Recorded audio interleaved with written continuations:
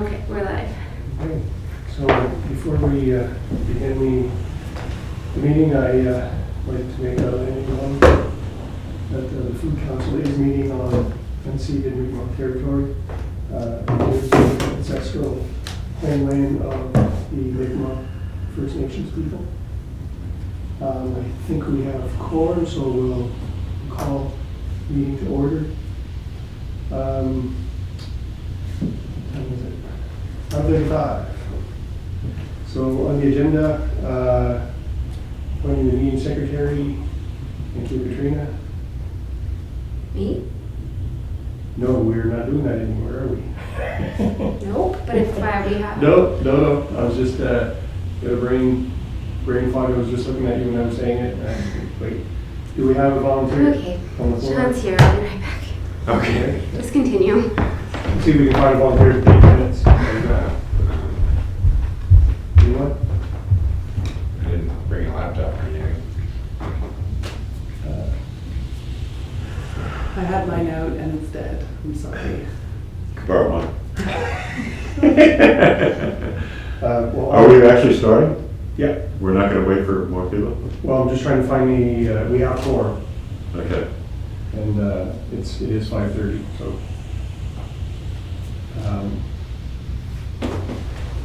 Yeah, maybe Sean will take minutes. If not, I'll volunteer and write stuff down. I can do it, but I'll do it. You want to wait till Sean? Eh? If you want to wait until Sean comes up, he Yeah. just arrived. He may have a. I'd rather wait. Okay. I'm happy to take notes, but I might ask you to repeat a lot because my hearing Okay. seems to be fading. We these meetings are recorded, so we can always refer to the recordings. Yes.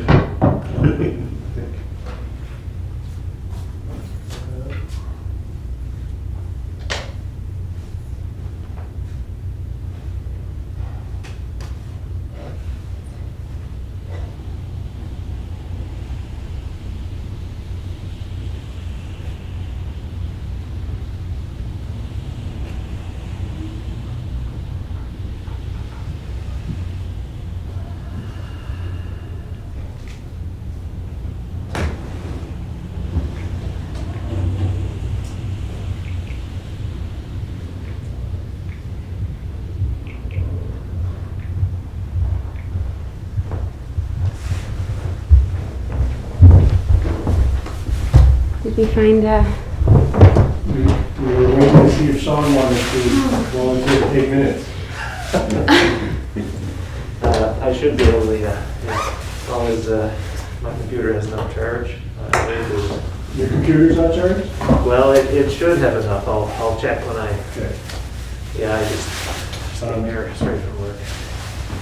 I will take notes as well as people are talking, just to make sure, in case. And this is recorded, so we can always look back. Sure. All right. Okay, so Sean will be appointed the meeting secretary for tonight's meeting. Thank you, Sean. Third item is declaration of conflict of interest. So anything on the agenda that anyone here sees would be a conflict of interest? Hearing no declarations. We'll move on to the fourth. Review and approval of the agenda. Everyone have a chance to review the agenda. Any additions you'd like to add? No? I'll move, or I'll ask for a motion to approve the agenda as presented. Yeah, I'll. Brad moves, any seconder? Okay. All in favor? Aye. Motion approved, or sorry, carried. Adoption of September 22nd minutes. We have two sets of minutes, September 22nd and October 27th. So we'll do the first one, October 22nd. Katrina sent them out for review. Do we see any omissions or errors? If none, can I have a motion to approve September 22nd minutes? Mr. Ferrero. Do I have a seconder? Yeah, I'll second. Brad? Okay. All in favor? Aye. Okay, motion carried. October 27 minutes. Any omissions or errors? Motion to approve. Samara, I'll second. I don't think you were here, Samara. were you here at the last meeting? Oh, yeah, no. Never have. Sorry, yeah, you have to be present for the meeting. Oh, 2 months, okay. Yeah. Cool. So never mind. Take it back. So Phil, I'll second it if somebody else moves. Sheena will move and seconded by Phil. All in favor? Yeah. Motion carried. Okay, we're moving along this list. Item for discussion, policy project committee updates. First one on the list is food waste. Yeah. Sean? Yeah, Katrina sent the form, so Sean and I are gonna meet within the next few weeks to kind of fill that out. And then that'll move forward to city to move with to change the wording in the nuisance bylaw to allow for backyard composting. And then we'll also talk about, potentially getting some information up on the city website, just, about home composting for personal gardens or for whatever reason. Much like I've seen on other small cities, they have some information about what to do with food waste. Because right now, just essentially just links to the IMWC website. So just to be a little bit more proactive on the city's part to identify how to deal with food waste without, putting it in the green bins or whatever. And then the other aspects of the food waste is just, moving forward with Bring It Charlottetown and working with to help promote the second harvest food recovery. And that's being worked on with the community fridge, right? Yeah, they're heavily involved with that, so we already have ties with them, so, or at least you do anyway, but for the community fridge. That's pretty much it. Is there, for the Bring It Charlottetown, is there any word on when that's gonna kick back up? No, so I guess one update for everybody is that, so the maternity leave that I was covering, I was in a maternity leave position for someone named Jess Brown, and she has come back from her maternity leave. Okay. And so I'm obviously still here in a new role, but the new role is didn't exist before, so it's very undefined. So anyways, she'll be taking back Bring It Charlottetown. I'll be keeping all things food, so you're stuck with me for this, although she'll maybe be here sometimes. She also loves food related projects, so she is happy to be involved and maybe kicking around. But I'll be staying as the food council staff liaison, but she'll be bringing Charlottetown was like her brainchild, her baby, so it's going back to her. Okay. I think her feelings are that just from very brief conversations that we've had, it's that it's like maybe not quite the time still. But I think certainly if you wanted to, I can connect the two of you if you want to have any conversations or anything like that. Yeah, for sure, that would be good. Yeah, once we talk, we can, gather up some questions and maybe how the food council can help, with those initiatives. Sure. Is there any information on, because there was talk about the province itself banning styrofoam. You have no idea what's happening. I had heard trickles of that a while ago, but nothing at all. It's just the city of Charlottetown that has a ban for food trucks only, Correct. right? Okay. Yeah. Or street vendors, so food Yeah, trucks, or if you were like a table for a festival or exactly. something. But It's just trying to tie in with all these other initiatives that are happening. But with COVID, it obviously makes it difficult for people to bring their own packaging to stores and stuff. So, that's something that would be good to promote. But it's also, like hitting the consumer is good, but it's more the producers that need to be targeted as well. And I know Bring in Charlottetown has the business component of it as well. So it's just trying to make that a little bit more robust and tying in with, public health and safety as well to ensure that people are following any, food regulation protocols with regards to filling up containers that people bring in to their stores, to make sure that the store is aware and has plans set up, and that the province can sort of oversee those practices as well. Because right now, I don't think you need like a written down plan for, like, if you have, like a restaurant or a store. Well, I guess not a restaurant, but like a deli or a grocery store or anything like that. There's you don't need like a written down plan to submit to show your practices and how you're going to meet the regulations. I heard that was coming, but as far as I know, you don't need one. So yeah, so it would just be trying to tie in with public health and safety to ensure that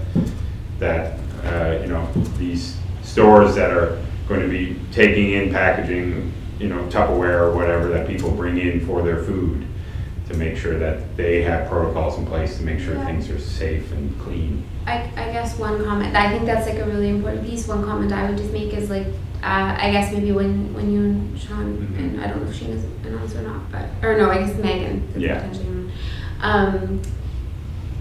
But I think like maybe give some thought as to like what the best role for this council is and your time is, and like I think we've sort of talked about in the past, like these priority areas will sort of potentially like come to an end as it comes to like this policy review. So if what you're wanting to do is put forward like new projects around food waste, I think that's totally an option. But I just I guess that you don't necessarily have to like go down the food waste path, and if you have like another priority area policy wise that's of interest. And then I guess just the other component being like, of course packaging is an important consideration, but it is something the city kind of has on its plate and is set on the back burner, but does have on the go. So maybe maybe that doesn't need to be a role for the council. Not saying it can't be. No. Yeah, for sure. And that's what we were like discussing, Sean, and had sent an email today about like what our next steps are for the food waste, because once that bylaw change gets into place, then the food council is pretty much done with that policy piece with regards to food waste. So kind of where should we go from there, or should we move on to another topic, or what? So That'd be a good discussion for the council to have too. Do we feel is there more to be done on food waste, or are the main items within the scope of the food council and within the jurisdiction of the municipality? Is there work being done there? In which case, perhaps the food council might just have a bit of an advisory role for the work that's taking place, like we would otherwise. And if we do believe as a council that the food waste strategic item has been pretty much addressed with respect to our strategic plan anyway, then how do we want to reallocate the resources that we have on the council? Do we, myself, Brad, Megan, work with others on some of the other strategic items? Do we want to replace the food waste item with another strategic item? Perhaps we could, probably at the next meeting, just so to allow Brad and I some time to just draft up the document and submit it, and just kind of finish that before we start something new. So perhaps for the next meeting, we could talk about, what's next with the food waste item. And what do we want to do moving forward, whether it's more on that item or looking at a different strategic issue. So do you guys as a committee feel like enough has been said, done, spoken about in terms of food waste? Okay. possibly ready to go on to something else? Well, I think, yeah, within the role of the council and kind of what we're doing and what was identified within the strategic planning, I think the food waste aspect has been more or less covered. Sure. Well, I have a suggestion. I was going to wait till new business, but it might be more appropriate to talk about it now since we're, with what's been in the news the last couple of days about the potato export ban. I wonder if it would, I don't know if it's appropriate because we are the Charlottetown City Council, but we also are the only food council in PEI. Yes, it's tragic. Yes, it's political. Yes, the farmers deserve our and should have our support. However, that being said, the International Panel on Climate Change came out with a report not too long ago that emphasized how agriculture has to change. Mm-hmm. It's no longer an option. It's got to change. Mm-hmm. Our mandate is to promote and support local food production. That mandate also builds resilience into our food system. And maybe the Food Council, as Sean alluded to, is an advisory. Maybe we could take on an advisory role. Or at least write a letter or make some sort of statement that we could look at this tragic incident as an opportunity. That's what, I hate to be too passive about this, but I think we've all heard that in China, the term crisis means opportunity. And I think it's time that we start looking at this as an opportunity. So that's my thought, is that perhaps we could have a committee that looks into how we can start transitioning the food system. But like a lot of that potato production is not for the island. No, Like God. 99% of it is no not way. for the island. Yeah. So it's an export market. Exactly. The US doesn't want those potatoes. So CFIA put a ban on it to essentially, because the US told them to. Yeah. So it's that industry's market. If they don't adapt and change, they're going to lose that market, and that's just trade. So your point is, I'm not sure what you're saying. Oh well, it's just like I don't really see what our role would be in, like if we were to write like The a provincial letter. and federal government are likely to pour millions of dollars into the industry in order to allow them to keep doing the same thing. Yes, exactly. Okay? And maybe millions of dollars should go into the industry to help them transition Yeah, and to a more local food system that's more resilient. When you play with bullies, you should expect to get bullied. And Yeah. that's what's happening. Yeah. And it's going to happen again. As things get worse, and they will get worse. This is, one of the farmers was on the radio the other day saying that, this is the head of the Potato Producers Association happens to be a potato farmer in Maine. and he was like almost sure that this whole thing was being pushed by him, because we're main competitors with Maine potato production. It's an interesting conversation, and if council agrees, we'll put it on the new business, Mhm. so we can Yeah. discuss it. Let's try and deal with the information that we do have on the agenda at the moment. It's an interesting take. I don't know if council in its jurisdiction has anything to do with it, but the beginning of what you were presenting is interesting. We'll see what, and you have a lot more background when it comes to the politics of farming,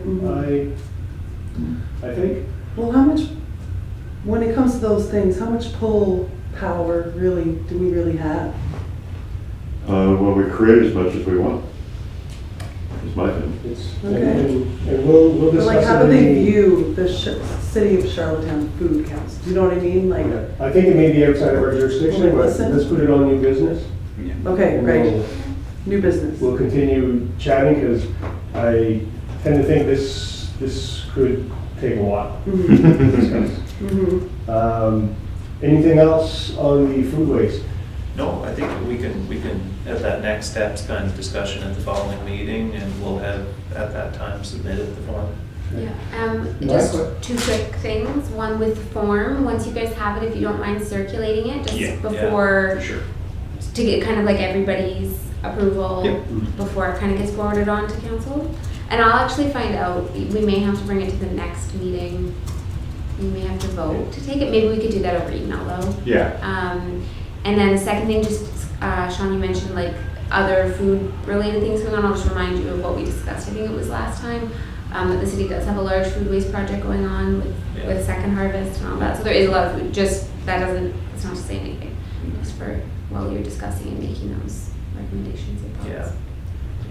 Yeah, I agree. So would it be appropriate if like within the next couple of weeks, we meet, we draft up that document, circulate it to everybody, allow people to comment on it, and then we'll kind of finalize that document at the next meeting, Yep, we can do that. and then move it forward before the new year? Yeah, we're gonna have to talk about, just before the end of the meeting, we need to talk about the next meeting too, because it's scheduled for December 22nd, and I doubt that's gonna happen. So, we're gonna have to make a decision on that as well. Yeah, okay, Do for sure. we have policy on electronic motions or voting? No, I don't think so. I think it's fine. So- Like this, the standing committees of city councilors do it, not regularly, but if necessary, so, Just so we have a structure if we do have to do it, yeah, that we know what we're expected and how to do it, so we can follow some kind of a rule. yeah. Yeah, because it is something that council has to vote on if it's coming from the food council. Mhm. Correct. Yeah. Yeah, well, yeah, so it'll have to go to the Environment and Sustainability Standing Committee, Yeah. I think. Although I do want to double check with Ramona on that because it wouldn't fall under ENS's jurisdiction. So I'm wondering if we could send it direct to the police. Well, it's the nuisance bylaw that we want changed. So it may need to go through Yeah. Environment and Sustainability and then be forwarded by them to police. Yeah. Or they're, I'm gonna see if maybe we could send it right to police. Yeah, Just give for it sure. that, but I doubt it. Yeah. But we'll see. Okay, thanks for that. The next one I think was health food beverages. Rec centers was Megan and Sheena. Yeah, we didn't, Megan sent an email to Katrina. We didn't do much, it's the same thing, so we will discuss it in a couple of weeks. Okay. Yeah. Maybe mentioned. It sounds like there was a meeting on the books now though? Yeah, so she said that she will just get back to, she was supposed to last week, but she couldn't get back to me. So Okay, yeah, said she that, had a yeah. family situation come up, I believe, so. So Okay. we'll do it. We'll put it to the next council meeting, whenever that is. It will be- Yeah, we'll discuss that. Okay, thank you.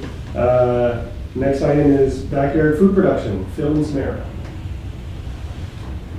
Well, we made several attempts to meet, and due to miscommunications, we were unable to meet. And I take the blame for most of that. Okay, well. No blame. We still have really great ideas Yeah. though. On the other hand, Samara's been working on some ideas. I've been working with another organization, Center for Local Prosperity. I'm putting together a conference for a year from now, in which backyard food production will likely be a part of that conference. And that being said, Samara's a filmmaker, a video producer, and is interested in putting Big together. words. What? So those are big words. What? No, I am. Okay. So she suggested that maybe she could put together some very short video clips on, what we can grow during the off-season that we could post. And with that, I suggested that I could put her in touch with a number of small farmers that are growing year-round. And I'm not real clear, like, first off, I guess that's one suggestion, is to have Samara put together some short video clips. Okay? Recognizing that making a video takes a really long time compared to the actual finished product. I'm not sure what the ethics or policy are in terms of paying someone that's on council to do some of this work, but I would suggest that we at least cover her costs if she's going to travel around to visit some other farms that are growing year-round. So first suggestion is that maybe, I guess, to put forward a motion that Samara makes some video clips on backyard food production and winter food production, I guess. Yeah, like I was thinking specifically what people could grow in their homes without having a huge amount of space or even a really big expensive greenhouse, because those are a lot of money. I was thinking things like different lettuces or herbs or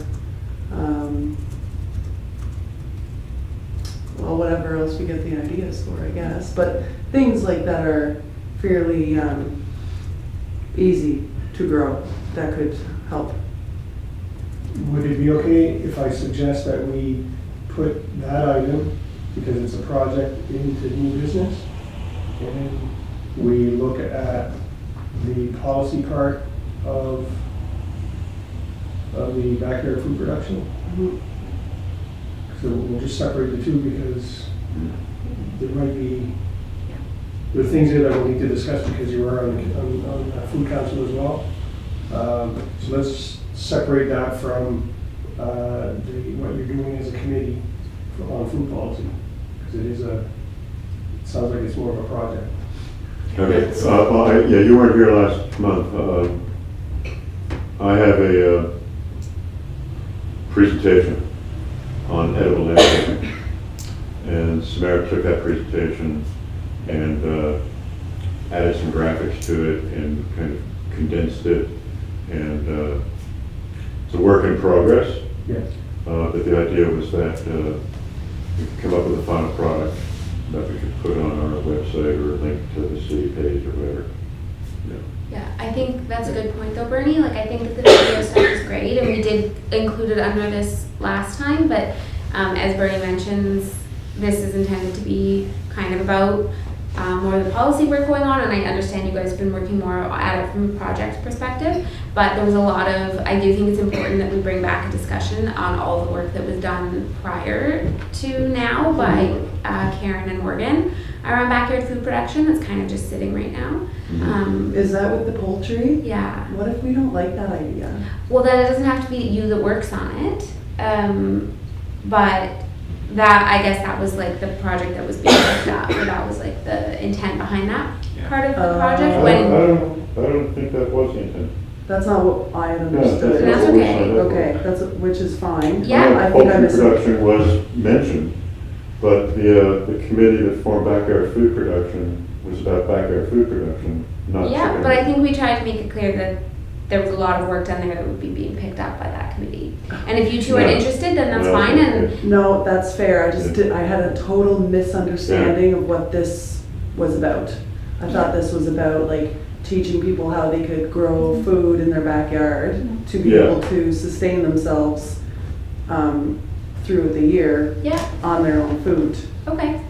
But it's not that. Well, that was not the historical work, and there's a lot of work Okay. there that I think some of us at least would like to see not die. Now, if you two, I mean, it needs to be Okay. championed, like, people, someone needs to champion it, so if It you two are does, interested, yes. that's I fine.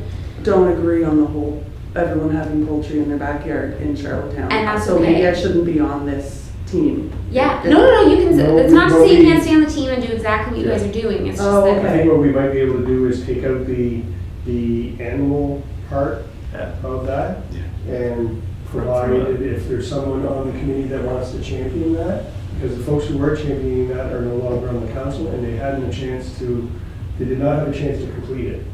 Oh, so you want someone who's willing to complete that part? Well, we can take that part out and give it to Right, other while we folks on the continue? council. Yes. Well, maybe we okay. should see how much interest there is to even pursuing that. That's right. Yep. Yeah. And if I can just make a couple general points, sounds like there's two things that would be nice to clarify. One would be the previous work that was complete. I'm not on that particular subcommittee, so I haven't seen the work, but that's, as I mentioned, I'm not on the subcommittee, so that's not a problem. That'd be the first thing, just a good review of the work previously complete, and then a look to where is their interest in picking up, some of that work. And then the second one would be a distinction between policy and project. Like I work in policy. I worked in policy for like a year before I really understood what that meant. Yeah, I don't know what that means. So that's just me putting my cards on the table. So it would be good for perhaps us to share our understanding of what policy work is within the context of this committee, and then what project-based work would be.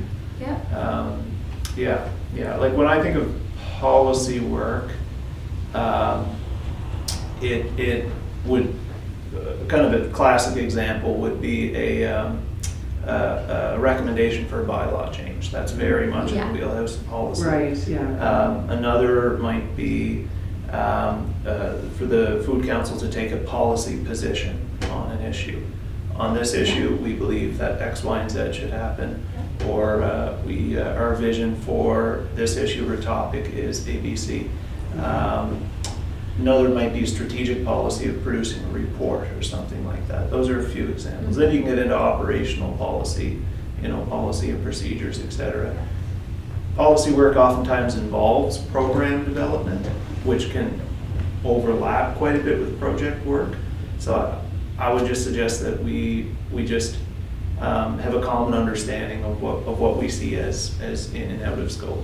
Yeah, I think that's a really good point. It's clear now. It Yeah. wasn't before, but. And I think that gave a good overview, and I guess Yes. just for everybody's benefit, I think we sort of touched on the strategic plan and took a look at the strategic plan in like the first meeting of this council. And the intent is basically exactly what you're saying, Sean, in that the first step was to be a municipal policy review. So to pick the approach we chose to take, and there could have been many, was to pick priority areas. That's where these priority areas came from. And then look at the existing municipal policies and bylaws, and either note the need for amendments, as Brad was talking about, that like enabling basically. So like in this case, there are barriers to backyard composting, and so removing those barriers, or in other cases, potentially the introduction of an entirely new policy. Whether that be developed by this council or a recommendation just be put forward to the city that a policy is needed, and these are the recommendations. Okay. So that was the strategic plan that was determined. But along with that, there was the desire for public engagement. We had initially intended for like town halls and things like that, but I mean, COVID still makes all of that difficult, Yeah. and that's not like, we'll discuss all the video stuff at the end. Maybe that's a good avenue to take. There's nothing, I don't want you to feel like the work that you guys have been doing isn't like within No, this of council or course. anything Yes, like that. no, it was muddy waters. Yeah, there, and so that's, clear I now. understand. Mhm. Yeah. Yeah, just for a point of conversation here, I just looked up Charlottetown Food Council, and it says the general mission of the Food Council is to examine the operation of the existing food system and to take action to improve it. Yeah. Okay? Yes. So we are not the Food Policy Council. We're not restricted to just talking about policy. You are not, but you undertook No. strategic planning, and one of the priorities of that strategic planning was a municipal policy. One of the review. projects. Yes. Okay. I just brought it up because what we are talking on the agenda right now is we're looking at policy and bylaws. Okay. And I just wanted to make sure that the project doesn't get lost in the policy, because once that is completed, we may forget about the project. If we remove it from it, like Sean was saying, if we have an understanding between what policy is, you're creating structure, you're creating guidelines, you're creating parameters, and then that falls into programming and projects. but it might be, because we're new to this, that if we can delineate the two, it won't get lost. Because I think it is a value to the council, because we like to do things that are action oriented. Okay, so in order to carry on with that thought, I suppose the current backyard food production committee is Phil and Samara. Yeah. I think we have a consensus to recommend to the council that we do not pursue the recommendation of a policy that would support backyard chicken raising. Okay. Is that correct? Okay. Yes. Are you putting that forward as like a motion? Sure. Okay. I would, before we move to the motion questions on the floor, Sean brought up, do we know what the previous information on the chicken, what kind of documentation and research was done by the prior on that? We have a report. I've shared a lot of information with the council through direct email. I talked about the potential health hazards, Yeah. the potential for increased rodent problems, and people have that. Aside from the fact that it's a Not humanitarian. every- Aside from the fact that it's an Not animal everybody rights has that issue, it's information. very hard to have free-range chickens in your urban lot. No, I recall that. I just don't want to do disrespect to the work that was done by councillors who left. I'm not to say that I'm for it or against it. I think there's a process that we need to maybe respect in the work that was done. I'm not sure what all the work was done. I haven't looked at the presentation from, or if I did, I can't recall, from Morgan Palmer and Karen. But they did quite a bit of work, and I know there was a 3-4 page. Yeah, they put together a report. Yeah. Did they poll? No. They didn't do a poll yet. They did to put together identify. some polling questions. But Yeah. it was intended to be part of a series, and nobody else created polling questions. And it just What we were Well, that- trying to ascertain, I think at the time, was, is it a good idea to have poultry or animals in your backyard? And there was a discussion at council where it isn't a good idea. And then there was emails shared, but we didn't get the why it's a good idea. They did give us some Alright. indication. I mean, it's like a clear dichotomy. I completely hear what you're saying, Phil, and I completely hear what the other side says too. And I'm with you, Bernie. I don't know, and I don't really. Yeah, it's I'm not the wheelhouse. champion for that project either, Yeah. but I'm also not against it. But there is a report there, and if there are champions for it on this council, then So we have a committee that's working on backyard food production, but it shouldn't exclude chicken. It's like, right, as of, now, yes. Yes. and We it haven't sounds to me like discussed it's it. more of a projects committee as opposed to a policy committee. Is that accurate? Up until tonight, potentially. Well, we So could certainly transition what we've been talking about as a policy statement. I mean, that's no big deal. Yeah, But absolutely. it's not Were there necessarily any necessary. policies or bylaws identified by the committee that would hinder or benefit backyard food production? Was there anything found in the city bylaws that would hinder or help? I actually have a really hard time, that was one thing I meant to ask, was how we can better access those, because I have a really hard time finding anything related to food. Well, there isn't. That's the problem. That's why it's a bit of an onerous job. Because they have to go through, they're not food-related policies. Yeah. Like the composting things in the nuisance bylaw. Yeah, and then I started going through other things that I think might be related, because I've come to that conclusion. I just couldn't find anything until I finally typed in poultry, because I knew that could be there, so I just wanted to make sure I was Yeah. searching right, and I found something I think it says it's not allowed, basically. something about Yeah. it being discussed, But and so I knew I was looking Yeah, right, you know because I it's did not. find some information, I but mean, you know that it's not. No, I know. I'm assuming the clause she found is what is the clause that Yes. says it's not allowed. Yes, I realize it's not allowed. So But yeah. I also want you to understand that you don't have to want to do, like, you don't have, it doesn't have to be a policy committee. If it's just a projects committee, that's. Either, I'm happy to We're do more than either or, I happy, was just, we're more than I just happy had a to focus on misunderstanding. policy. I'll just throw it out there, because we're working on policy as one of the projects. If there's a lack of policy, if there's a lack of the existence of policies to assist our residents of Charlottetown to do backyard food production, would Well, then you the can't do committee be projects. interested in trying to write some kind of a policy suggestion for inclusion in bylaws? Like, I'm not sure what other cities are doing I think that's what we need to know first. to promote. Yeah, and who do I talk to? Like, how do I find out what they are, if they exist? Like, if there's no bylaw, is it really restricting anything? Well, in the absence of, it may not be just, it's not supporting it, Right. right? If we're trying to educate folks and promote a proper food system and the whole cycle of it, it would be probably best served that our council and our city have bylaws that support that. Would we need a policy to support somebody growing cilantro in their kitchen? No. No. That's what I mean, like, what would you say, like, what? I don't know, land use. I have a backyard, I'm gonna plant a big garden. Well, is there a bylaw that people are gonna start saying, well, you can't use all that land because only a certain frontage of your yard has to be grass and, well, I want to grow food, not grass. Like if you want to have a garden in your front lawn, So I have to go I don't back think door you're and allowed to try do to that. find. And that would be the zoning Yeah. development it bylaw. has to be in the back. Zoning development. And I'm just throwing it out there because I don't know, I'm just, I. No, it's a good point, but I know people grow things in their front yard. I don't know if they're allowed, they are clearly allowed to, but I don't know if they're technically allowed Yeah. to.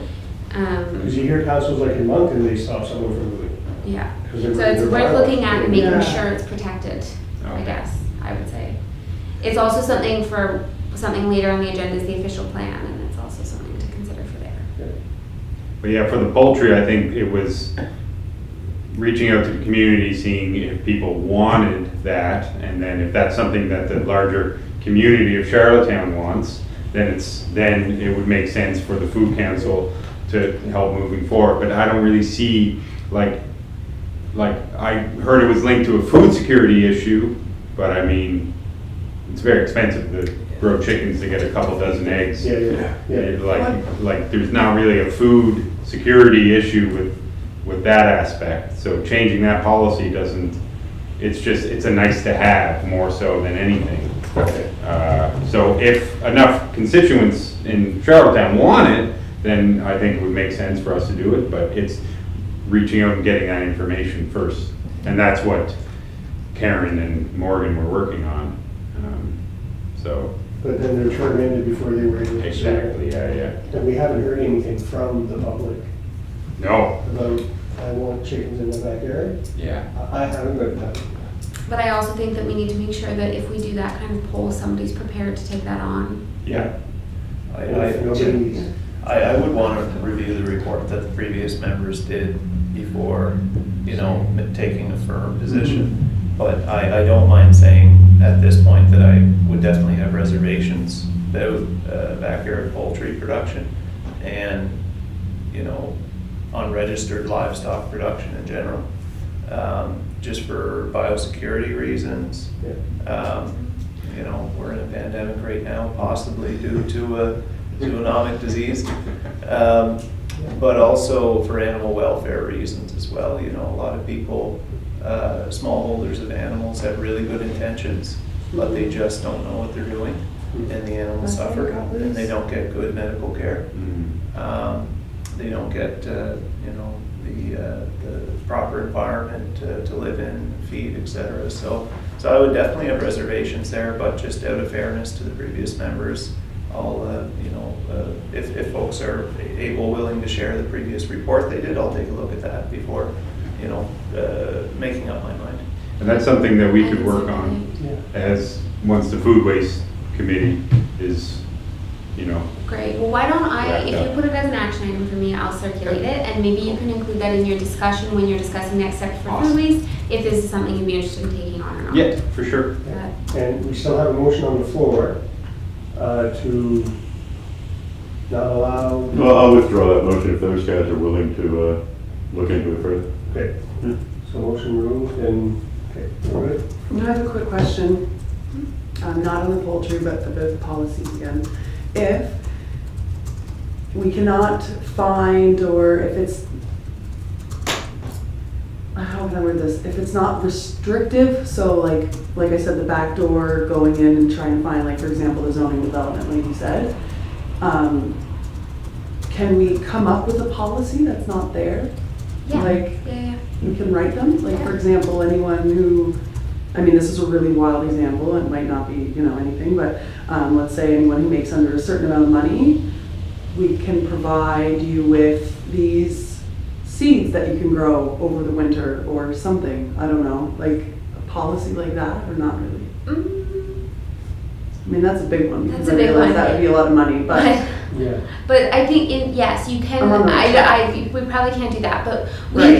you can certainly create a policy if you see a gap that is needed. if I see a But I gap. would say, like, look at what other cities are doing, because Yeah. we would need precedent, especially like Charlottetown doesn't tend to be a pioneer. It tends to, we want to give them precedent and all of that. So it's, just make sure that if it's something like that, it's like a Well, actually, it might Just make sense something. to combine the backyard food production committee with the greenhouse committee, because they're really both about backyard food production. Yeah. Well, I can present what I have for the greenhouse. That might give you some ideas of, like, the policy, if it's there or if it's lacking, like, where do you go, what do you do? Because I found the same thing with greenhouses. There's Okay. a lack of. Okay, Yeah. I'm glad it wasn't just me. Unless they're glass. I don't know, good luck. Do we have anything else for the backyard food production? No. Okay, so you guys are going to try and meet to work on that. We will review the report that was done prior with the other council, or with the other committee on poultry, and we'll put it on the agenda again for next. Yeah. See what you guys. Yeah, we'll decide. review it. But I do think it'd be a good idea.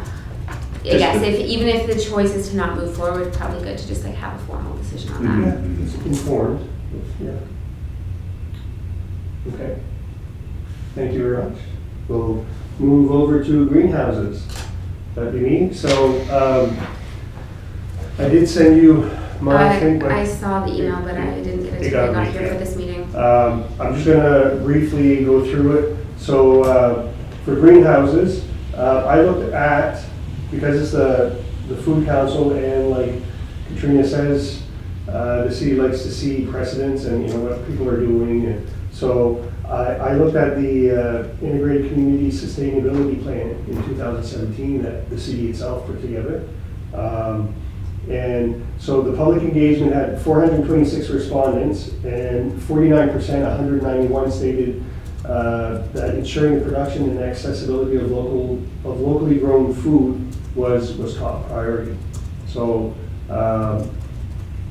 that was from something that the city initiated. The ICSP value statements that they have is approach the bylaws, policies, and guidelines with a fresh approach and flexibility. So they've stated that they are open to this. The goals of the ICSP, number 4 on food, states gardening in small spaces workshops, incorporating food security into urban planning to ensure land use policies that encourage food access in every neighborhood, and remove backyard barriers to food production. So the city of Charlottetown is lacking in bylaws that support enabling residents to have urban greenhouses. That was the challenge that I came across when I was looking. One that I guess could be seen as a support in one of the bylaws would be, it does not specify bylaw in support of constructing urban greenhouses. The city seems to support agriculture by promoting certain events, such as Farm Day in the city, the Legacy Garden, Community Gardens. So there's an approach there that they have, that they are supporting it, but they don't necessarily have any bylaws or policy to support that for their actions. So the use of undeveloped land in all zones, that would be bylaw 516 and 516.1.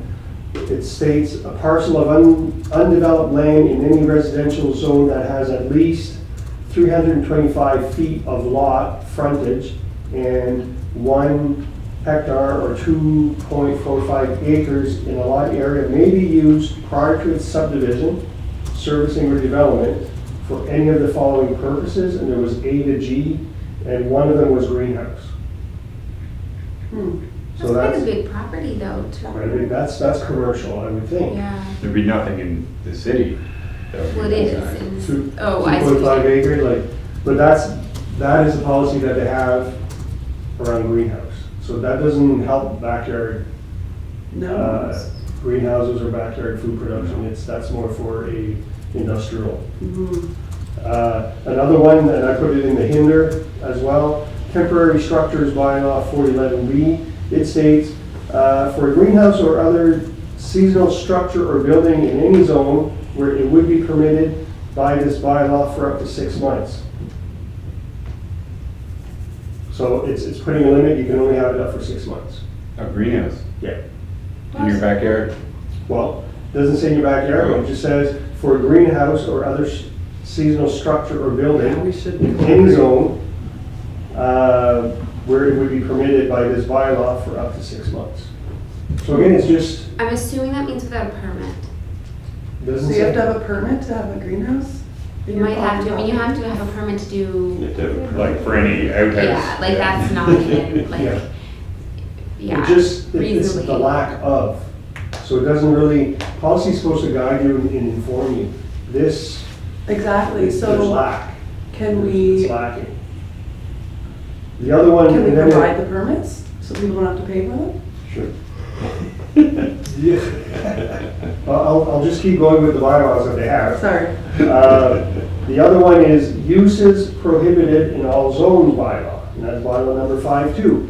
Temporary plastic garages are prohibited in all zones. What? And that was, so, I know this was used as historically, somewhat like as a nuisance bylaw, where an organization in town tried to build, or they had built a greenhouse, but they were asked to tear it down because of the plastic or the corrugated was unsightly, so they had to tear it down. So again, it's just Huh. lack of structure, parameters Mhm. within bylaws to support backyard food production. Key strategies employed by other Canadian municipalities, they do a lot of consulting with municipality officials, residents, urban planners. They involve local procurement businesses in regards to what type of materials do you have in your location to build greenhouses. Is it sustainable? Is it something that you can tear down easily? Things like that. Develop educational themed workshops to engage residents on how to build the greenhouses. They go into schools and talk about backyard food productions with the children because they're the next generation growing up, so they're educating. Studies, survey to gauge community needs in addressing health and economic disparities that stem from food access. There was an article that I came across, it talked about the more you do backyard food production, the value of the land can increase. And in some places it causes gentrification because now the land is worth a little more. And when people start buying or selling, it displaces people. Mhm. So it's very important to have the neighborhood or the community involved in such a policy to ensure that it's driven by them and not others who come in and say, well, I think we know what's best for this or that or for you, for them. Mhm. Stakeholders engaged. We'd have to go to city bylaw enforcement officer and the city horticultural department, I guess, the arborists. We might have something to say about You these. need planning. Planning as well, building and planning department is there as well. That's. And local food organizations, just to get both sides. Next steps, I wrote, engage city to improve on identifying bylaws and policies that clearly outline support for urban greenhouses. Just put it in there and give parameters as what you can do with greenhouses.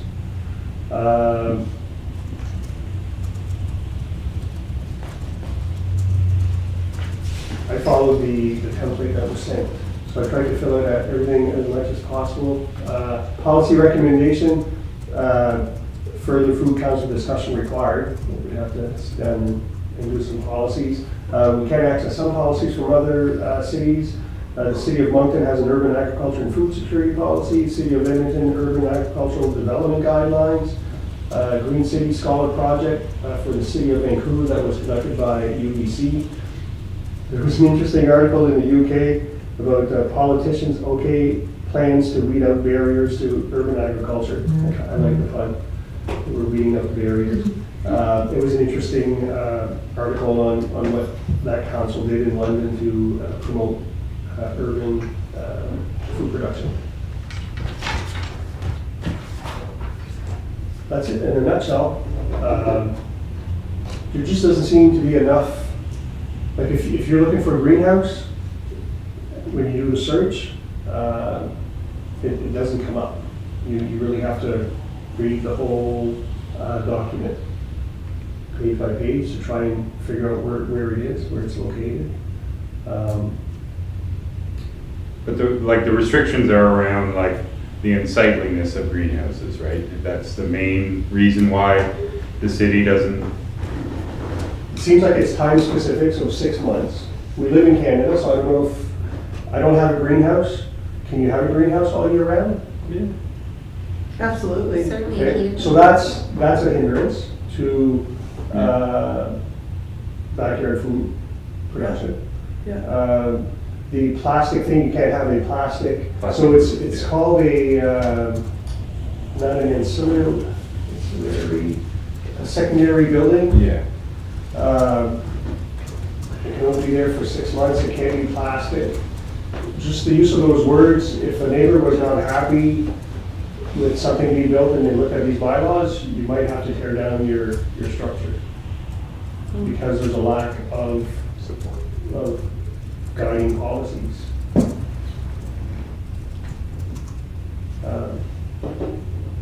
So that's what I found out. I think that's great. What do you propose as a next step?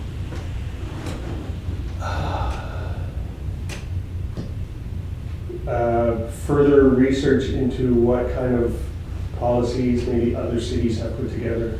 Yeah, I mean, I think that there's certainly room to amend the zoning development bylaw based on what you found. Yeah, the zoning was, I think it's more towards the, like the industrial. No, that bylaw where all of that came from? No, that bylaw doesn't come from industrial, but when it talks about the acreage. That, it does. That I sounds mean, more but I just mean, industrial. just because there's no language there now doesn't mean that that's not where the language should be. Like, I admit, not under that clause, but like within that bylaw, Yeah. is what I'm saying. Okay. I would think. Because the other thing to keep in mind is that I'm actually very curious about the City of Moncton's urban agriculture and food security policy, just because generally, and I'll be honest, I've never worked for, this is the only municipality I've ever worked for, but generally like our policies are like internal, more like corporate, and then the bylaws are what like we have jurisdiction over within the community, so I think that's standard. Yeah. And so for them to have a policy, I find interesting. I guess it's like what they support, but I would think we'd want something like this to be in a bylaw. Yes, and they might have called it a policy, not knowing that maybe they should call it a bylaw or Yeah, I'm just guiding curious. principle or something, yeah.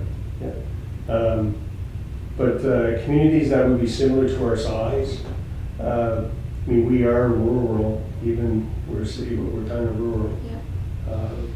And maybe cities and towns in Saskatchewan, Manitoba might be something that I'll keep looking to see if there's comparable in size, to see if they have proper, I should say proper, but if they have any type of bylaw that would support food production in that area. So it sounds like the goal is to find some, the objective is to find some language for a bylaw or appropriate a policy statement or document that would clearly and supportively set parameters for greenhouse food production within the city of Charlottetown. Yeah. And I think that sort of like hits the nail on the head. I think that in my opinion, and I might not be right, and I think there's a lot of room for other approaches, but I would think the best solution would be to find that language and insert it into the zoning and development bylaw itself, rather than creating a policy or bylaw. Yeah, and that would be up to the city where they want to put it. Is that like? Well, it depends on it. It depends what your recommendation is in the end. You could recommend that they amend the zoning and development bylaw. You could recommend that they need something to protect this. Like you can take a lot of different approaches. Okay. Okay. Well, like Sean said, that's the goal. We need to find the language. Great. Okay. I don't have anything else.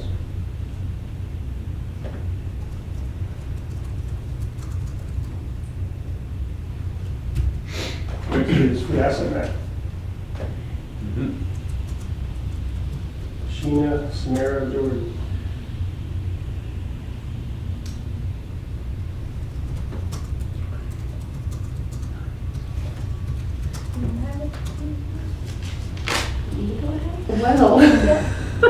Well, I'm working on a project that is taking little bits from the food asset map so that I can help people who don't speak English. Most importantly, newcomers, immigrants, refugees specifically.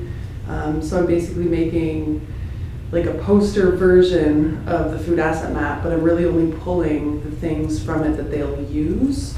And I had a couple questions about it, but we can probably answer them in the meeting, Yeah. maybe? Just on like the subcommittee level? Yeah. Meeting? Yeah. Yeah. I think, or we can chat maybe after or something. Yeah, that's true too. Or unless it's something you So- want the whole council's. No, I don't think so. Okay, so I'm basically just pulling the bits that they can use, and I'm doing it in like a poster list form kind of thing. So in the middle, it says like, I forget exactly what I wrote, but it's like, are you hungry with a question mark or something with like a green background, and then I'm gonna have like basically all of the subcategories highlighted with the places that they can go, but I've changed the names of the categories on my poster, translated into something like that's just easier to understand. So instead of like receive, I think it is, it's like affordable food places.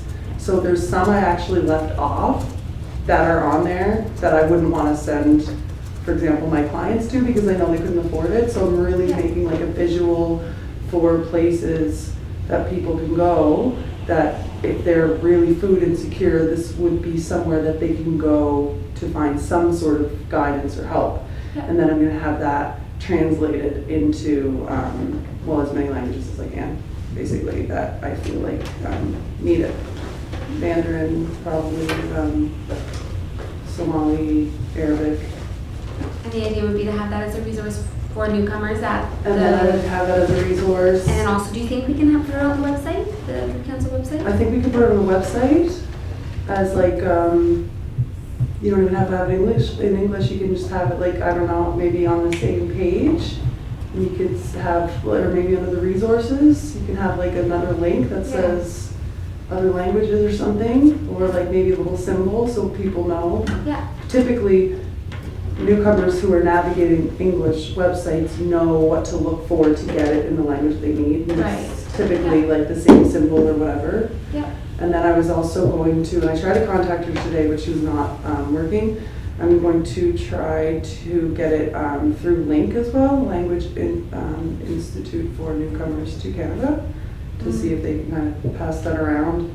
And then hopefully that'll get a little more knowledge on the actual map as well. Yeah. That's what I've been working on. Yeah, which is great. I think, so basically, just for like a little bit of background too, we met, Samara, Sheena, Jordan, myself, and Jess Brown met to discuss the asset map, sort of as the subcommittee on it. And we discussed a couple of things. One being a need for a bit of just like an annual update to the map, which we've sort of discussed. So I think everybody sort of on the subcommittee is sort of working through to just take a look and say, oh, I think that closed, and looking into it, or like add the community fridge or what have you. And then Jess or I will also send out like a mass email to everybody on the asset map just to see, hopefully, like with maybe just like a button they can click to confirm kind of that they're still open, because we're obviously not going to know everything. So that's sort of one piece. But then another piece of the conversation that we had was like, what are the next steps for the asset map, and what is its purpose? So of course we want it to be public facing, but what are the ways that it can help people, and who is it that can use this to do good things with? So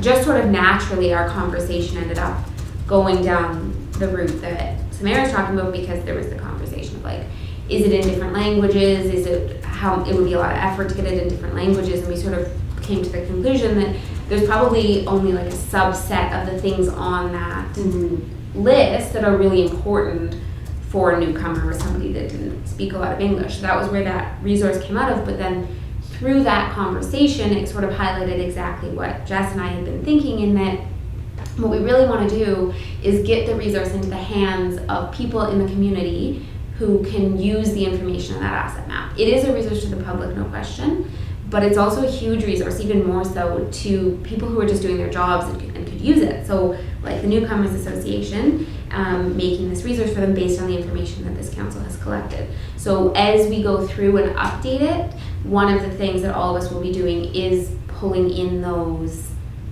thoughts as to who on this list or who else could use this list, and maybe ways to inspire them. So like Samara had the idea of teachers maybe being able to use the map when they're teaching mapping in their classes, which I thought was really cool, right? Like they learn about their city, they learn how to read a map, but they also learn about the food system. So that's just one example. So I think we're gonna try and do some bridging and some networking and some inspiring to see how the community can use this. So obviously if anybody has any ideas on that would be really, really great.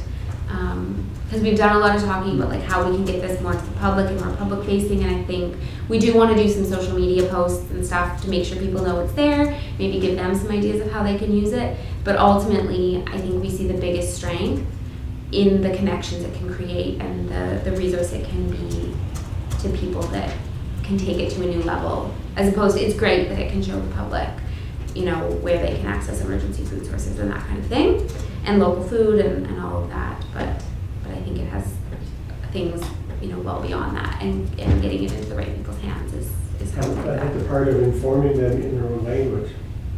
Yeah. Looking at the map, they actually see what, if they can read an icon that says, oh, like, you can see the map, but you're not sure what it says, and if you have certain items that inform you in your own language, Yeah. then you know where number 1 and number 2 is. It's the street, it's geography, but without having that translated, you wouldn't know what you're looking at. Exactly, that's why I want to make different copies in different languages. This visual, because in places like Newcomers and Link, they would just put that up or make copies and hand it out, and then they would use that as like a teaching tool, kind of. Yeah. It's a good initiative. Really good. Question for clarification. What was just described by Katrina and what we were just talking about is very much project oriented, correct? I mean, I don't see a policy being developed out of, maybe in long term there would be a policy development discussion, but the work that's been done so far has been very much project oriented to create this map. Yeah, Correct. that was a project committee agenda. Yeah, and if we look at the agenda that we're going through tonight, the point that we're on right now is policy/project committee updates. Yeah. Okay. So we were not completely off base by talking about a backyard food production project, correct? No, you weren't off base. Okay. I just didn't want to lose it, so I put it into new business. Because the initial part of that was a policy-driven committee, not a project-based committee. The asset map is a project-based committee, not a policy. No. Yeah. I just didn't want to lose it because I think it's a good idea. And it deserves more time than the few minutes you would have during the policy. Does that answer? Yeah. Anything else on that one? No? It was a good initiative. Is, it's not the Newcomers Association anymore, they just. Ursa, I still call it newcomers too, it's Yeah. Ursa, Okay. Are IRSA. they helping out with the translation? Yes, they will be, they just don't want to.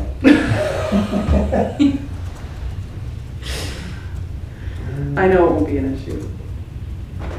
Yeah, they're heavily involved in various food projects. Oh yeah, I would make them happy. Yeah, yeah. Yeah, I would make them happy. Oh, one thing to flag really quickly on this, I'll make it quick because it's a little off topic, is something that connects greenhouses to work with newcomer communities is, like the Department of Agriculture and Land, we did a pretty good sized public survey, and we received a good number of responses from people who self-identified as newcomers to Canada.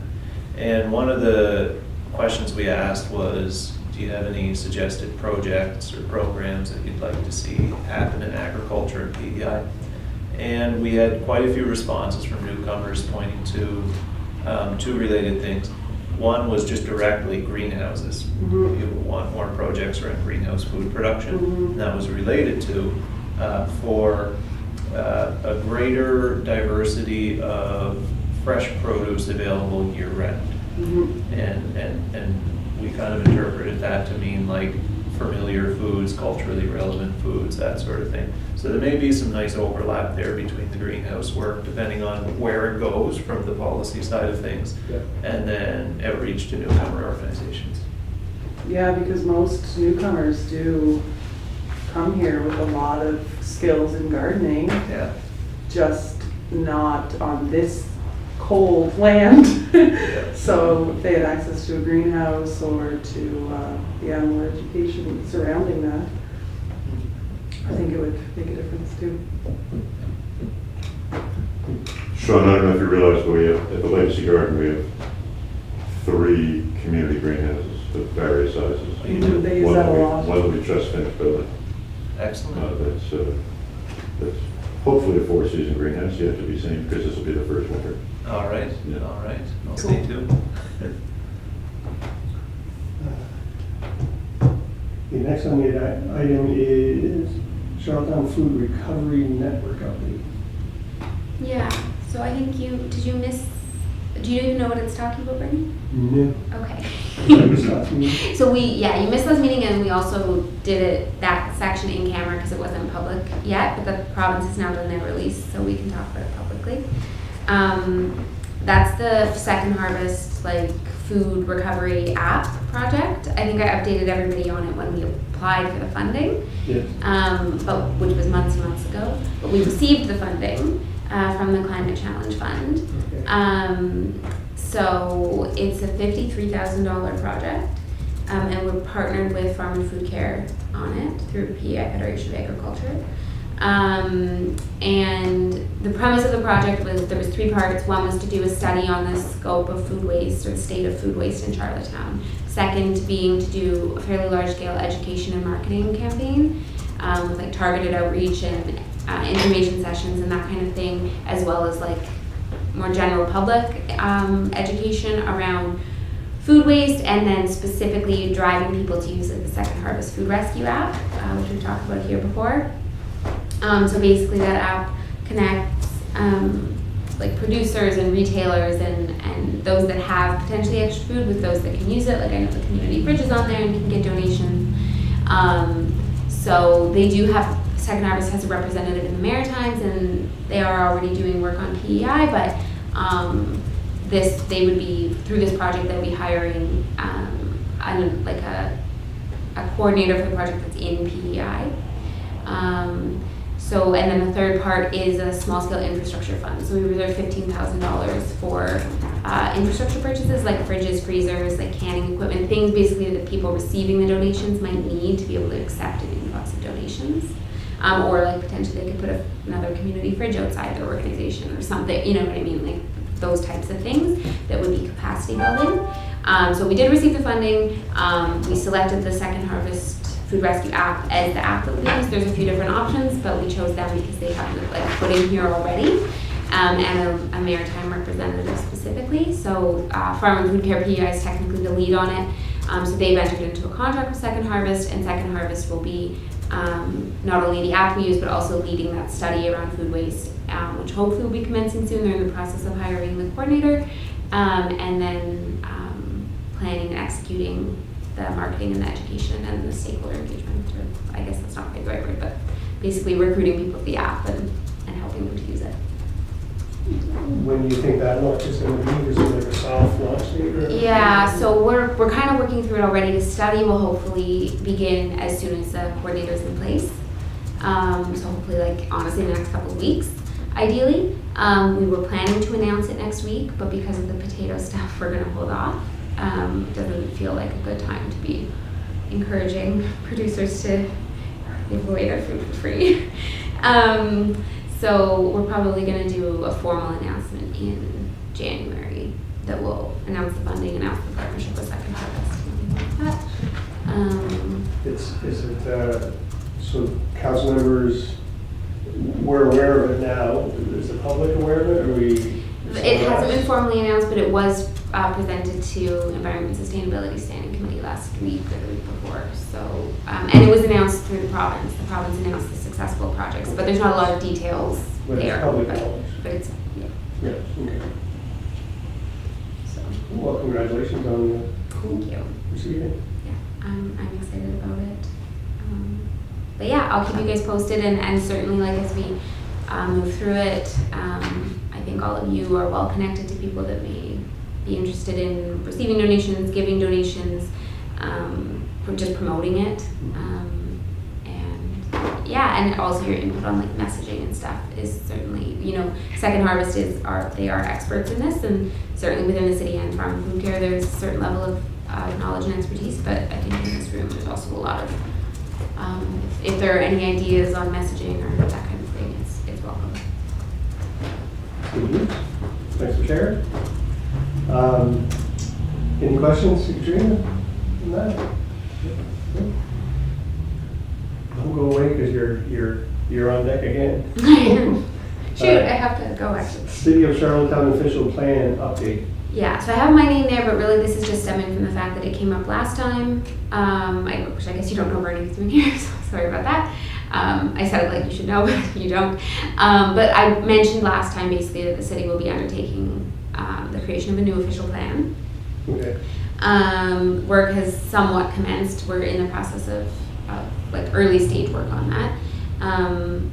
But I think it will be an important place for the Food Council to get involved with making recommendations for, like there will be a formal stakeholder engagement process as there would be with that kind of plan, but. An official plan, like a strategic plan for? Yeah, so an official plan is,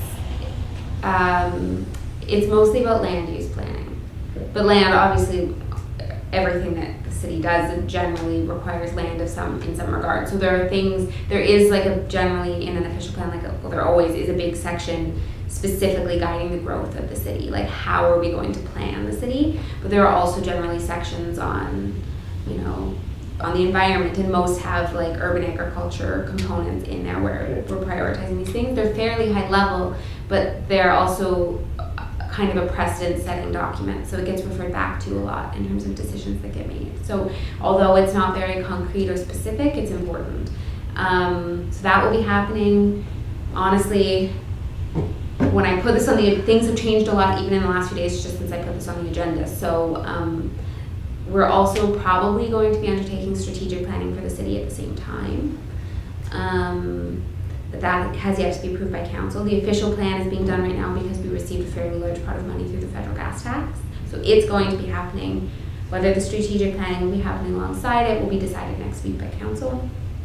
So I thought if things had been progressing in the way that they had been a couple of days ago, there was sort of more of an update and more of a trajectory for me to give you, but things are a little bit in flux at the moment. But I do think there was interest last time anyway in having a discussion around the way that the Food Council would be like to be involved in that plan. And last time things have changed drastically since the last time we met. So we were talking like vision statements, that kind of thing at that meeting. And staff at that point was working on composing vision statements for the city, which is not, we still kind of are, but we're further away than we were at one point. So if there's questions, if there's thoughts, or if there's desire for discussion at the moment, we can certainly have it, but we can also leave it that I will keep you updated. And there will be many opportunities for involvement in. It's a living document. Yeah, that's not even a document. Not even a document. I'm just thinking of like the current official plan. Would there be, like if members of this food council here were to review the current city plan, would we get a sense of, there may be an opportunity to integrate food system considerations here kind of deal? Honestly, I wouldn't bother. The previous plan was passed in 1999. Oh, that's rather old. So we honestly, like I've glanced through it, but we're basically scrapping it and just rewriting one. So I'd say you'd be better served to seek out best practices in recent plans from other places, because at the moment, like the new official plan probably won't look anything like the old one. 99. That's like post-amalgamation. Just barely. It references that something about the potential creation of the bridge. The bridge that we didn't create yet, apparently. So it's very out of date. So I would not recommend that anyone spend their time reading it. But Good suggestion nonetheless. yes, very good suggestion. But and it has been amended in the 20 plus years since. But it's very out of date. Wow. Is it written on a scroll? No, but it does look like a 5-year-old created in Word. It's pretty bad, but it is an exciting opportunity for us to do it. They are supposed to be redone heavily revised every 5 years. So it's well overdue. There's been some attempts made in the last 20 years, but they've all failed for one reason or another. So here's hoping we'll be more successful. Keep us updated. Yeah. So, back in here. So it's 7 o'clock and we're here till 7:30? Mm-hmm. Yeah. Okay. So, new business. We have a potato issue that recently came up and Phil brought to the floor, and the video project for the backyard food. And meeting time. Before we bring those up, just refer back to minutes of the last meeting. I mentioned the Nova Scotia Agriculture Minister's mandate letter that came from the Premier Hutton. Yeah. I called there twice and then was told to send an email to the Deputy Minister at Joanne something House, which I did, and still don't get a reply.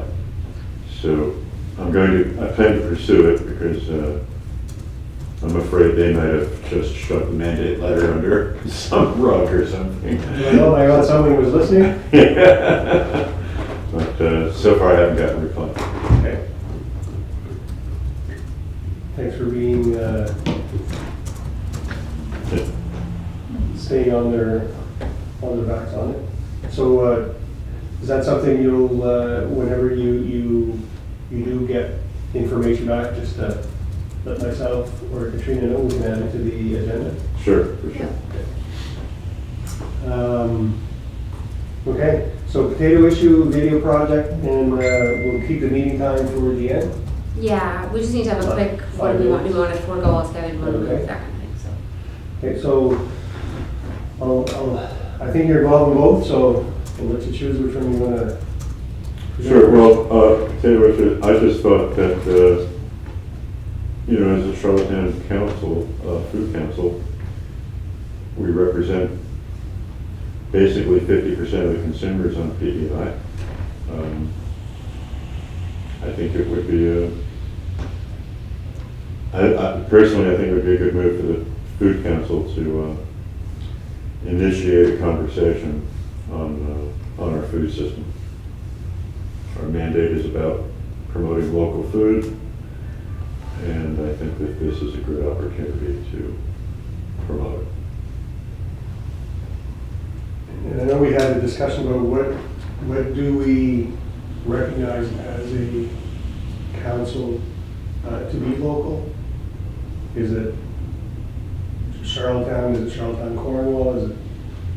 Is it, I know the island's so small, and it's something that keeps coming up not every meeting, but often, that we're just not sure when we hear the word local. So I assume when you're presenting this, because the potato farmers are across the island, and we would consider that as local.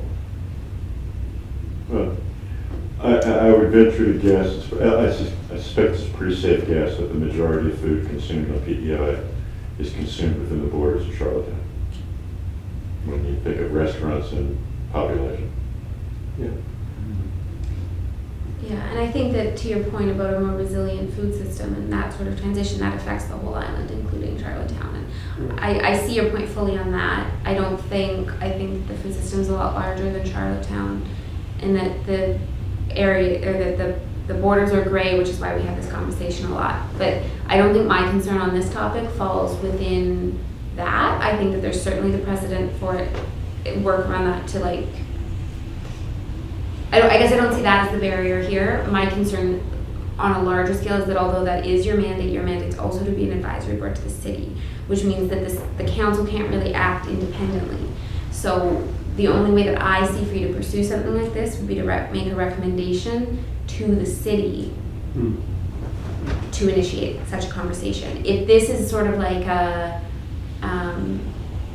mixing pot where people come together and people in this room would like to separately do some sort of advocacy separate from this council, I think that's great, but this council, to the best of my understanding, cannot do advocacy without,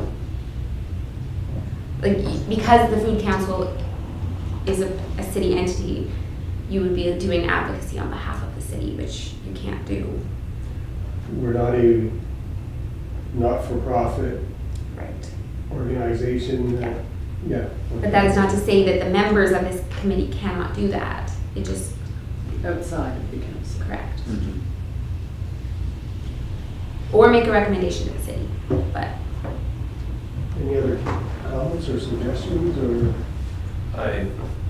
I'll need to totally recuse myself from this one. Yeah, that's all I've been doing. Yes. Yeah.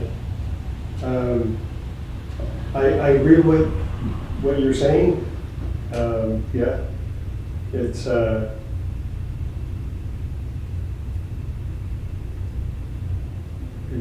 sounds like it's not something that we could put the food council letterhead to, No. because we're under the auspices of the city. Not without Unless we city ask the permission. city first.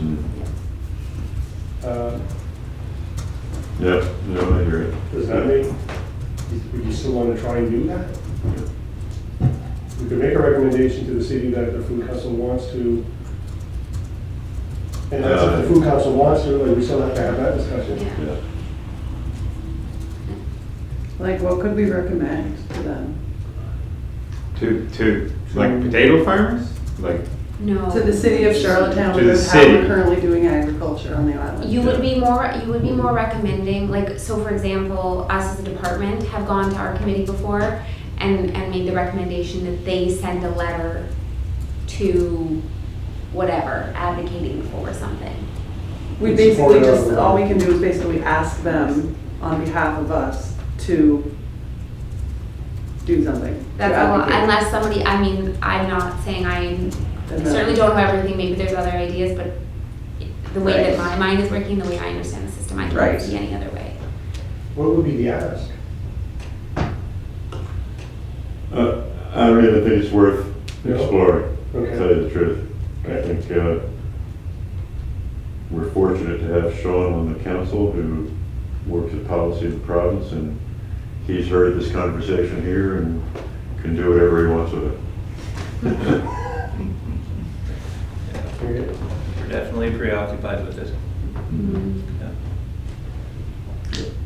But I think Katrina's correct, that it would be advocacy, and we probably would be stepping out of line to be advocating on behalf of the city council.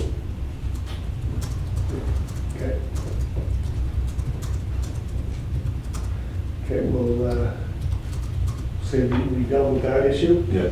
Okay. Okay, the other one that I brought up was on behalf of Samara, who suggested that she could make some short little videos on backyard food production. For our project-based. And I think it'd be worthwhile. And it's nice to have somebody on council that has the skills to create video. So I thought it would be I think I would like to make a motion that we ask Samara to go ahead and proceed with that, and maybe come back next month with a outline of specifically what she proposes to do.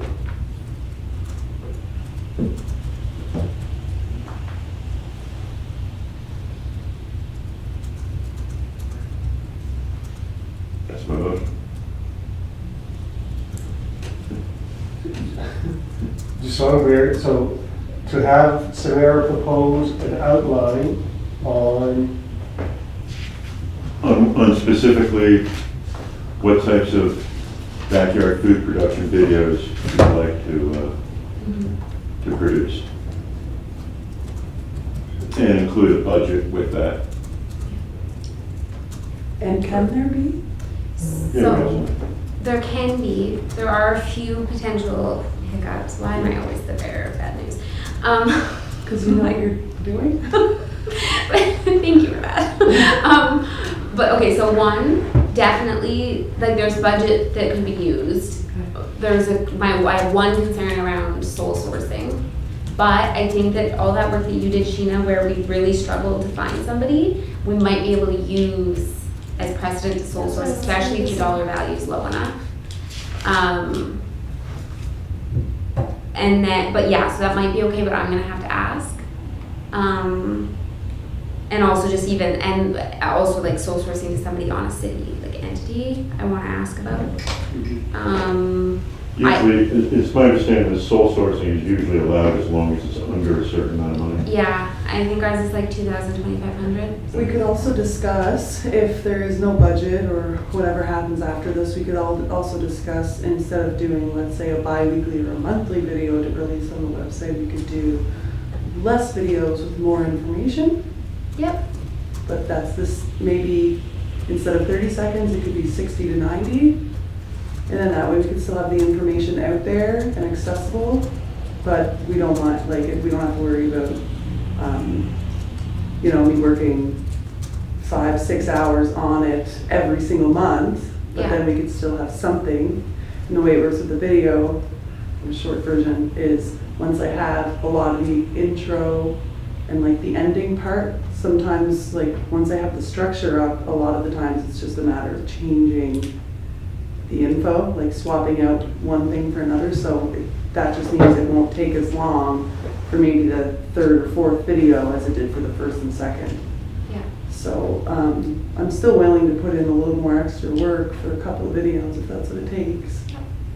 Okay, well that sounds good. I mean, I guess I'd say one, I agree with Phil in that like we don't want you going above and beyond for free. Right. But keep in mind that as a food council member with the stipend, all of that, there are like, I think it's like 2 to 4 hours a month. Exactly, So just keep yes. that in mind with all of that. Right. With the one thing I also want to look into with the financial side of things, like you mentioned, like mileage and stuff, Phil, we might just be able to put that through, like for example, if I use my car for work, I can just put in a mileage claim. We might be able to just do that. Like that might be super, super easy. Oh, okay, yeah. I just want to ask if like an advisory board member is eligible to do that, but I think that they Like for a one-time project-based thing. yeah, I would think, and certainly we have like, if there were other expenses, we have like like say you had to go buy, I don't know what you'd have to buy, but say you had to buy something, then we also, like similarly to mileage, we have expense claim forms. Okay. So I don't see those being issues, I'm just not quite sure what the process works for a non-employee.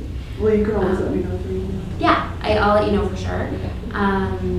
And then you can let me know to go ahead with it, so I know to come back next month with a proposal. Yeah, and I mean, the thing is, those are, yeah, I'll look into those. Sean, do you have that as an action item for me? And if not, could you have it as one? Let's get that back again, action item. Yeah, just looking into basically sole source, well, don't put that in the minutes. Just logistics around funding for Budget for video projects. video projects. And I'll remember and look into all those things, but, and let you know. I'm sure we can find a way, I'm just not. Well, it's, yeah, and if there's not, or if there's only a little bit, then you can just tell me that too. Yeah, and I'll try and find We out. can make too. it work. I just need to see what we are working. Yeah. And the council needs to give thought to like how much, I should find out how much budget we have left too for the year. So our fiscal year will be ending in April. Okay. We basically how it works, I guess for anybody new or who doesn't remember, we started out the year with a $10,000 pot of food money. But that was like, us, the Environment Sustainability Team can draw from it, as can this council through approval of, and like all of us are subject to approval of Environment Sustainability Standing Committee. So we have used a fair bit of it, like some of it went towards this our contribution to this food waste project. The council also decided to make that donation to Community Fridge, and I think there was a third thing that I'm Was forgetting. Jackie part of that? Was Jackie? that last year? That was the year before, That was the year her before, yeah. consulting Okay. fees, yeah. So there's still definitely some left, but I'll find out how much. So in the absence of knowing what the policy is on sole and budget and whatnot, Phil has a motion on the floor to have Samara propose an outline on backyard food production videos. Yeah. So he's moving that motion, and we have a second. Can I second if it's about me? No. Probably not. Okay. Yeah, I'll second. Brad will second. All in favor? Hi. Okay. Any opposed? Seeing none, motion carried. So at least the council is okay with it. And now we just have to find out if the other stuff from standing committees allow it. Yeah, I'll just let you know what I find out, Samara, and then you can sort of put like together your proposal based on that information. Okay. kind of Yeah, thing. You exactly. can put it together a proposal regardless, and we'll just inform it with that. Okay. If we are gonna be, like, I assume if it was just like mileage and expense claims, we probably wouldn't have to put it through Environment and Sustainability Standing Committee, because it would probably be fairly minor, but if we were gonna be like awarding you a contract of some kind, we'd have to put it through them, but Okay. Logistics. just. Cool.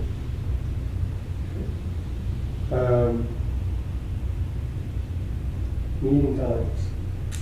Yes, we just need to talk, I guess there's two things, one being the next meeting's the 22nd of December, so I think we need to decide if we wanna move it, forego it, what we wanna do with that. That's number one. How about having it a week earlier? Yeah, I'd be fine with that. If we can get the room, if not. We may have to do it we'll online. virtually.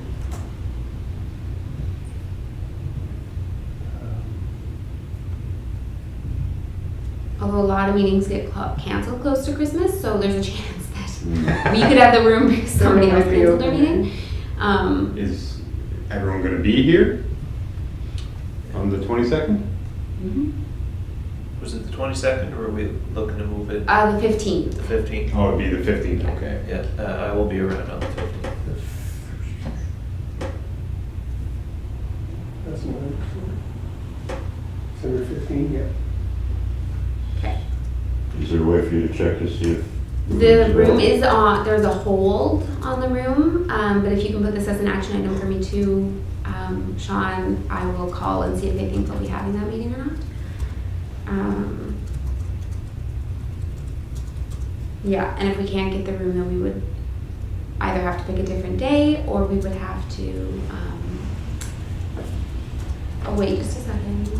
Actually, they only have a hold in the room until 6, so I'll find out. We might be able to just do it at 6 o'clock potentially, or we could do it virtually.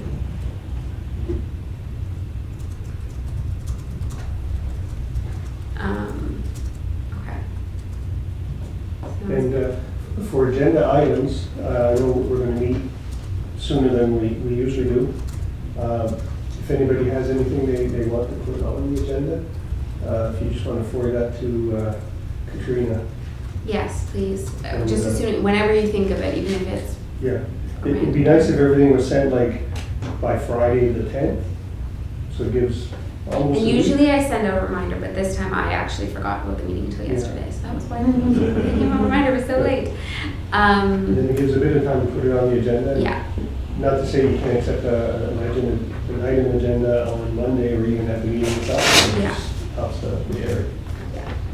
So did we decide we're gonna do it online, the next meeting? I'm gonna see if I can get, I'll let you know. You'll see. I'll let you know as soon as I can. I'm gonna see what's going on with the meeting that has a hold on the room, and if they're gonna be done early enough or aren't gonna be meeting, we'll do it here. And alternatively, we can, unless people would prefer to do it online, because it's. But it will be the 15th regardless. Yeah, okay. Does anyone does not have access to being able to participate online?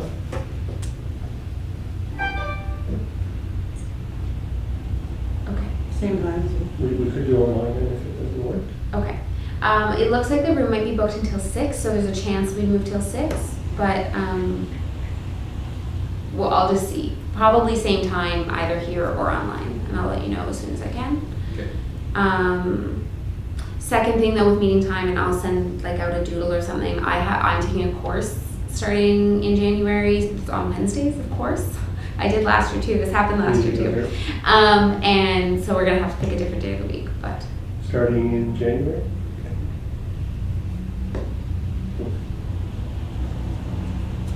Anything else to add? Would we adjourn? I'm looking forward.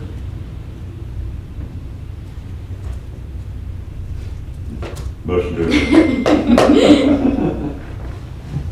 We are adjourned, 7:15. Okay, I will stop the live stream.